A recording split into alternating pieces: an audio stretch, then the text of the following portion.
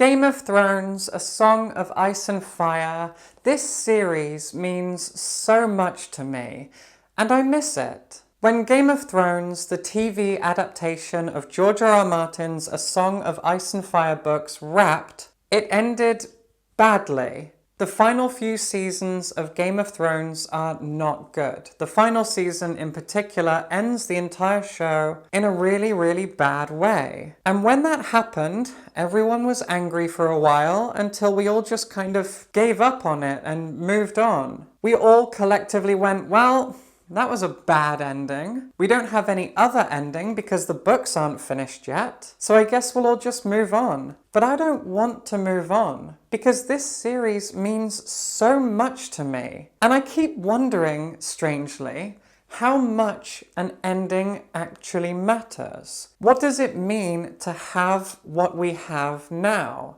To enjoy what is here to be enjoyed? How important is this in spite of the fact that the show has a terrible ending and the books may not get an ending? I don't want to move on from Game of Thrones.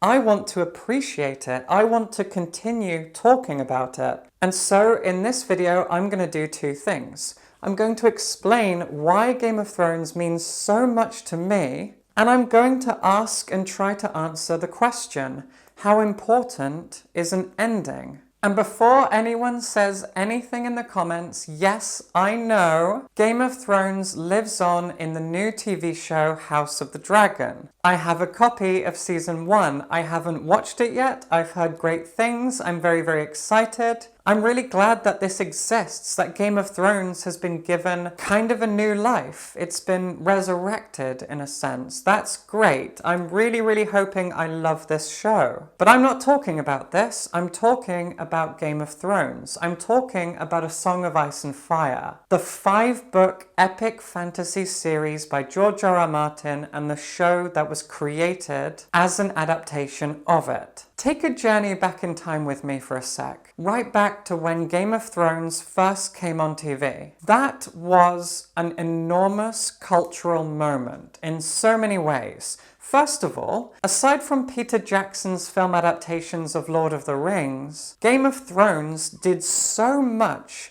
to bring fantasy to the mainstream, to show audiences who've never picked up a fantasy novel how exciting fantasy fiction can be. And I am so grateful to the show for that. And beyond that, Game of Thrones became a cultural talking point. After every episode, friends and family members gathered around and talked about it. We all flocked to the internet. We went to the pub and talked about it. Game of Thrones was like a focal point that so much of our conversation spun around. And I don't know that we've had another TV show that has had such an impact on our collective lives. I think right now the closest thing to that is probably Severance, and so many of us haven't seen Severance yet, myself included. Those who have seen Severance can't stop talking about it, and I'm excited to, but everyone watched Game of Thrones.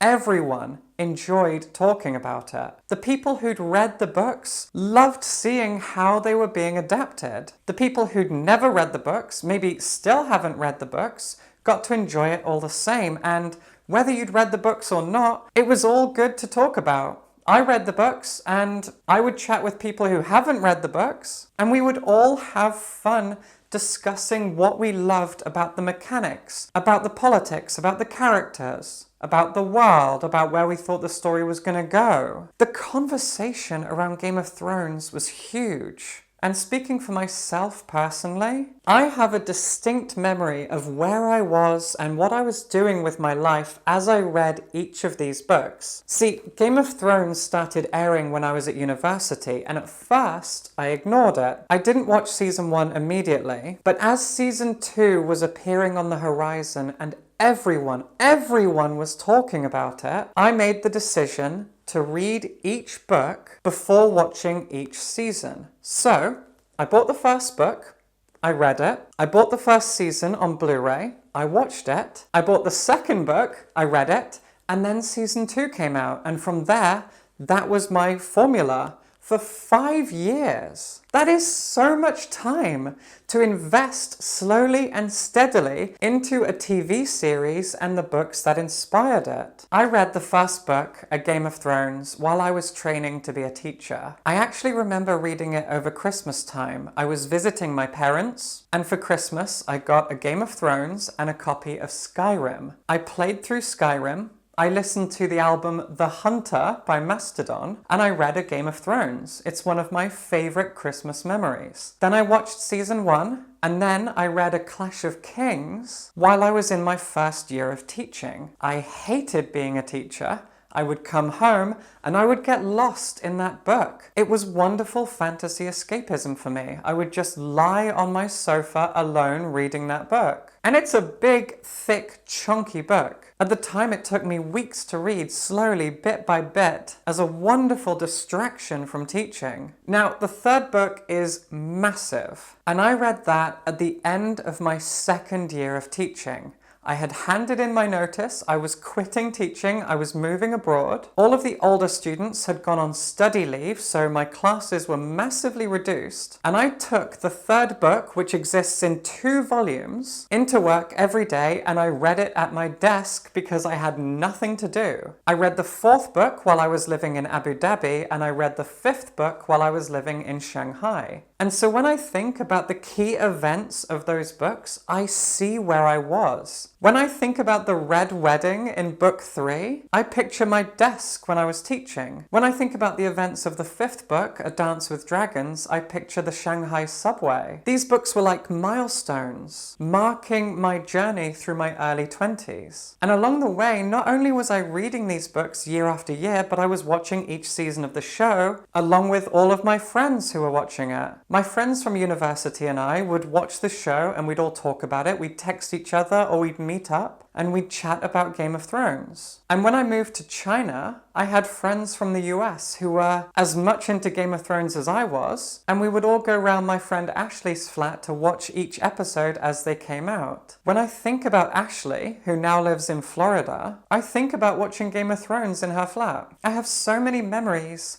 not just of the show and of the books, but of the people that I was connected to through those things. And how many of you have something similar? Friends that you bonded with, friends that you made over watching Game of Thrones and maybe also reading the books. Game of Thrones had such a wonderful impact. Nothing has existed quite like it since. Nothing has impacted our social and media discourse since Game of Thrones. And then the show ended, and it ended badly. And we all just went, okay, well, that sucked. Is Winds of Winter out yet? No? Okay, well, then I guess we're done. But I don't want to be done. And here's why. Game of Thrones is still good. A Song of Ice and Fire is still good. All of these books are amazing. Look how much paper. This is really heavy. Look how many pages. Look how much time and energy. Look how much skill and imagination George R.R. Martin put into this. This incredible collection of wonderful fantasy stories set in a very politically diverse, thought-provoking, inspiring world. This is a masterpiece of fantasy literature. This is one of the greatest works of fiction ever created. But because the TV show that was adapted from it had a bad ending, we've all just gone, oh well, but I don't want to say oh well. This is amazing. All of these books are so good, and we still have it. But instead of celebrating what we have, if you go online and look at Reddit, look at, well, not Twitter, but other places where people are talking about Game of Thrones, so many of them are just bitching and whining about the fact that we don't have the Winds of Winter yet. But look what we do have. This is so great. I'm sick of the negativity. There was no negativity when Game of Thrones was coming out and when it was good. From seasons 1 to 5 years of people celebrating this amazing TV show, telling each other to read the books, comparing the books to the show, marveling at the world that Martin created and how well it was being adapted thanks to incredible costume design and set design, wonderful performances, an astonishing soundtrack, all the wonderful things that go into making a good film or TV show. It is all so immaculately done in Game of Thrones. It is peak production design, peak casting for the most part. I don't like that guy who plays Littlefinger. Everything he's in, he sucks. I don't understand that guy. He's so rubbish. But apart from him, Game of Thrones demonstrated how good TV can be. And the books represent the peak of political fantasy. Standing alongside Lord of the Rings, Game of Thrones is one of the most incredible fictional worlds ever created. Originally, A Song of Ice and Fire was planned as a trilogy, but it just continued to grow. And what's amazing about that is that George R.R. Martin continued to make his world bigger, to make his history deeper, to make his lore more detailed, to introduce new characters and storylines and relationships, political factions, and he continued so effortlessly to weave all of that together. No matter how big it never got away from itself. The world only became more believable and more intriguing and more complicated as it went. He never stopped. And I really hope we get Winds of Winter, but if we don't, just look at what we have. I find it hard to care about an ending when I'm so happy with what we have. And what's curious about it is that the world of A Song of Ice and Fire is so deep, so rich, and in many ways so reflective of the history and politics that we've lived through, especially in Europe, over the past few centuries, that in a way, it not having an ending kind of works because life doesn't have an ending. Things just continue on. And so without an ending, A Song of Ice and Fire feels like a snapshot of history. So much of history doesn't have an ending.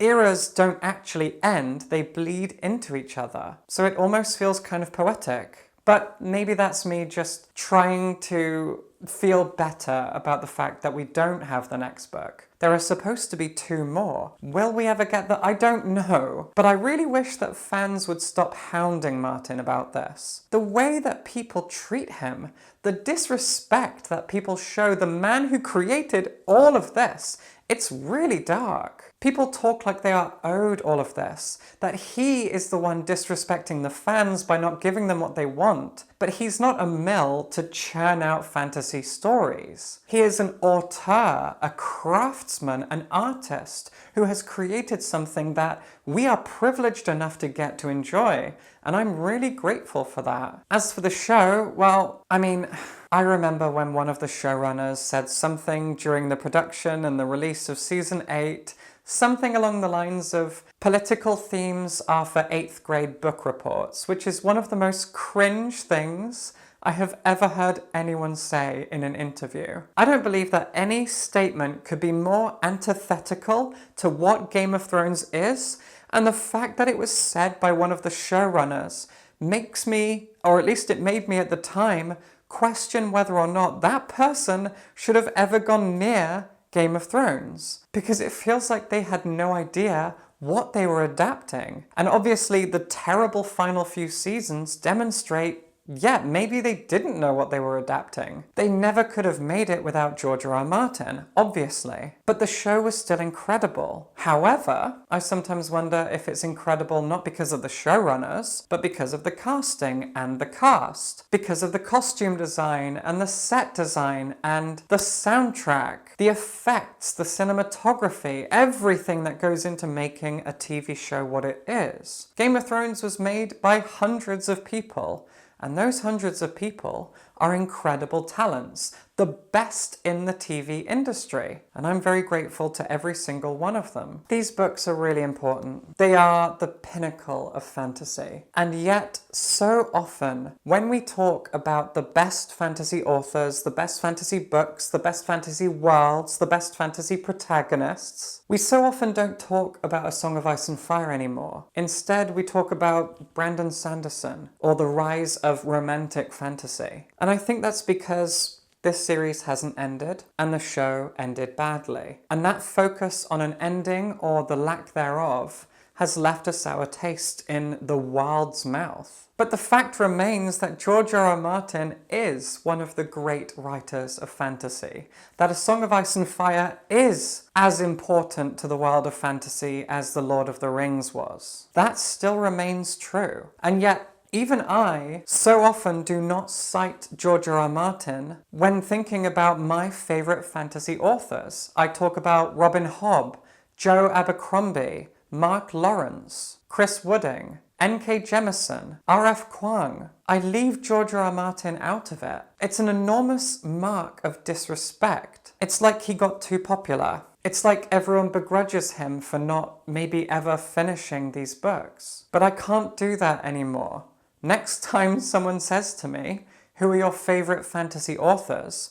I'm going to mention George R. R. Martin first, because he means the world to the genre. He deserves so much respect. Westeros deserves that respect. These books upended how we saw fantasy fiction. They are so inspired by real-world politics, and they reflect the darkness of political machinations. They're books that took apart so many of the tropes and ideas of fantasy fiction. So many of the established rules are torn up and thrown away, even in the first book. The first book, spoiler alert, ends with the protagonist being executed. That's not how it's supposed to go. Ned Stark is presented as a perfect fantasy protagonist. He is strong, he is wise, he is experienced, he's courageous, he's valiant, he has honor and respect, he is flawed, he is imperfect and yet so strong. He is someone that we respect, someone that we can follow into this very complicated world. And for all his troubles, he is executed.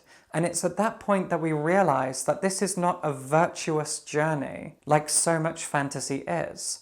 This is not about defeating a dark lord. This is about reflecting the fact that politics is dirty and complicated and messy, and frankly, upsetting. That's what Game of Thrones does. It toes a line between escapist fantasy with knights doing battle and dragons breathing fire, and a fictional representation of what the realities of politics really are. He does both of those things, and he does them so well, and the show did it so well, and I want to love and respect all of that forever. Game of Thrones remains incredible.